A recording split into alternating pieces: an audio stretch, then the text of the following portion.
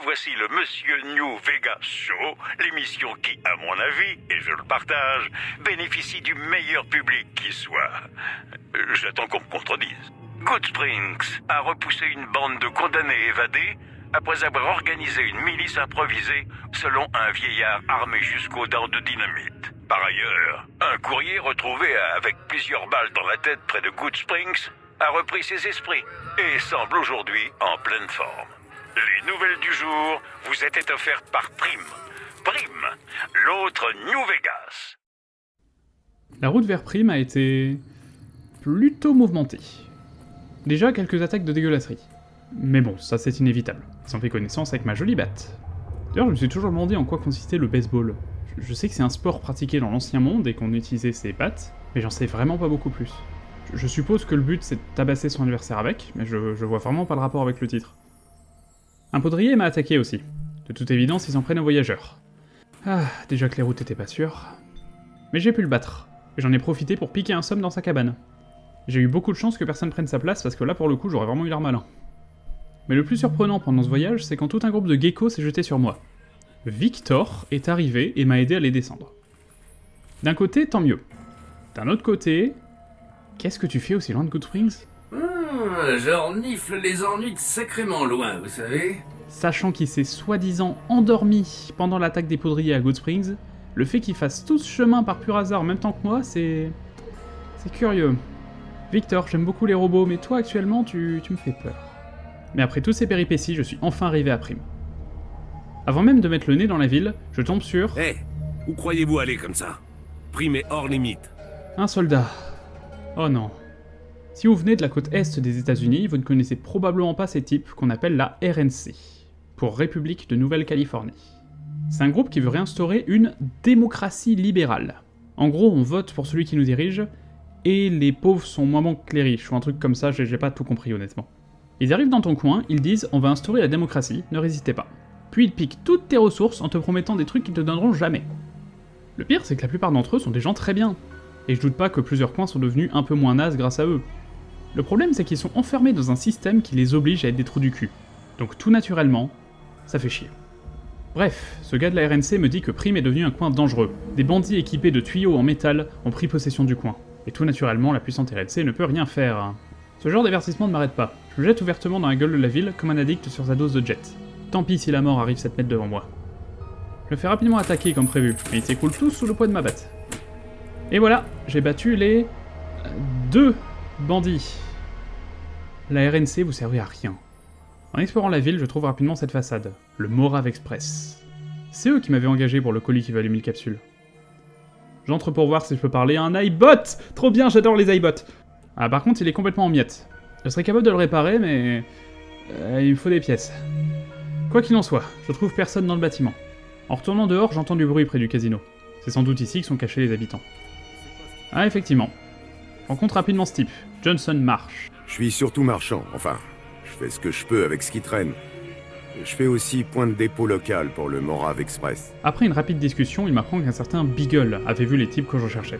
Il a pris des notes sur eux et il traînait discrètement autour du Bison Steve quand votre Johnny Belle-Gueule est passé par là. Et c'est peut-être par où ils sont partis. Mais que le Beagle en question avait été fait prisonnier par le groupe de poudriers qui avait pris le contrôle de la ville. Ah, encore des poudriers.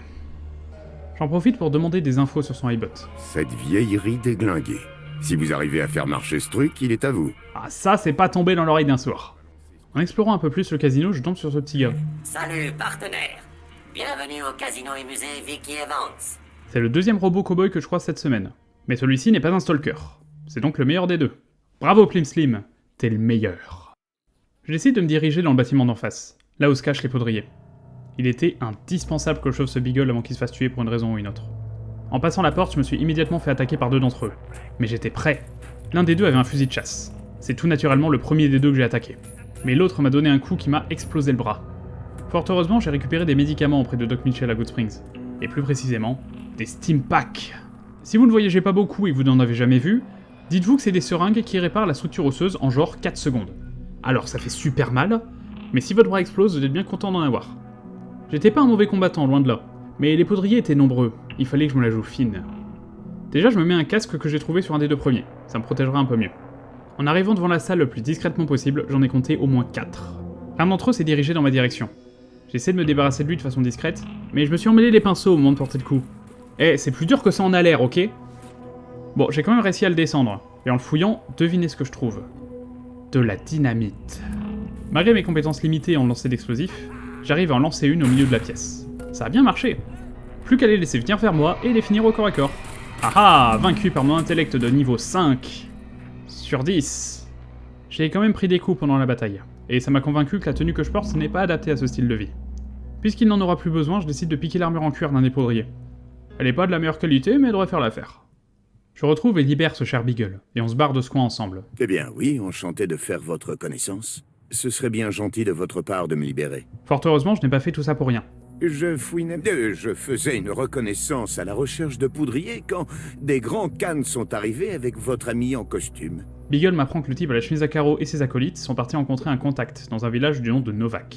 C'est un peu loin, mais en faisant quelques pauses à des points stratégiques, je devrais être capable d'en sortir. Mais avant que je puisse dire quoi que ce soit, Beagle me demande de trouver un nouveau shérif pour prime, histoire de remplacer celui qui s'est enfui comme un couard quand les poudriers sont venus. Il m'a proposé 2 options. Demander du soutien à la RNC, ou me rendre à la prison réquisitionnée par les poudriers pour trouver un type qui serait apparemment très bien qualifié pour le job. Naturellement, j'ai tout de suite su quelle était la bonne option. Protocole de maintien de l'ordre rétabli, partenaire. Activation de la gestion de l'emploi de la force en vigueur. Yeah. Et ouais, je suis devenu meilleur en sciences. Je sais plus trop comment par contre. Après ça, j'ai cherché les alentours pour trouver de quoi réparer l'iBot. Je savais exactement quoi chercher, et j'ai vite trouvé des endroits avec du potentiel. Genre cette vieille station de radio là, à côté de la ville. Équipé des pièces et de 6 heures de mon temps, j'ai finalement réparé cette magnifique petite chose. Son nom est Eddie. Son nom est Eddie. Une sorte de robot de voyage garde du corps, capable de porter quelques charges, d'envoyer des rayons laser, et de recevoir des messages aussi. Je doute en recevoir beaucoup, puisque je n'ai aucun ami. Je veux dire, aucun ami qui m'envoie de messages par robot, hein, j'ai plein d'amis, je vous jure. Bref, je retourne voir Johnson pour m'assurer qu'il m'autorise bien à partir avec le robot. Ce serait dommage de commettre un vol accidentel maintenant que la ville a un shérif aussi dangereux. Il accepte sans sourciller, et préfère me parler de la livraison que je devais faire. Ce robot cow-boy nous a demandé d'engager 6 courriers. Chacun devait transporter un bibelot. Un robot cow-boy. Ok, alors soit le Morave est rempli de robots cow-boy comme s'il n'y avait pas de lendemain, soit... Non, ça se peut pas. Bon allez, j'ai fait tout ce que j'avais à faire ici. Après 2-3 achats de provisions, je m'envole direction Novak. J'ai bien calculé ma trajectoire. Pour que le voyage se déroule bien, il va falloir que je passe par... Oh. J'ai envisagé d'ignorer cette prison contrôlée par les poudriers et de continuer ma route. Mais ce n'est pas possible. Les poudriers ont voulu faire du mal à Good Springs, et ils ont fait beaucoup de mal à Prime. Sans parler des routes qui sont encore moins sûres que d'habitude. J'ai très peur que ça empire. Pour moi, mais aussi pour tout le monde.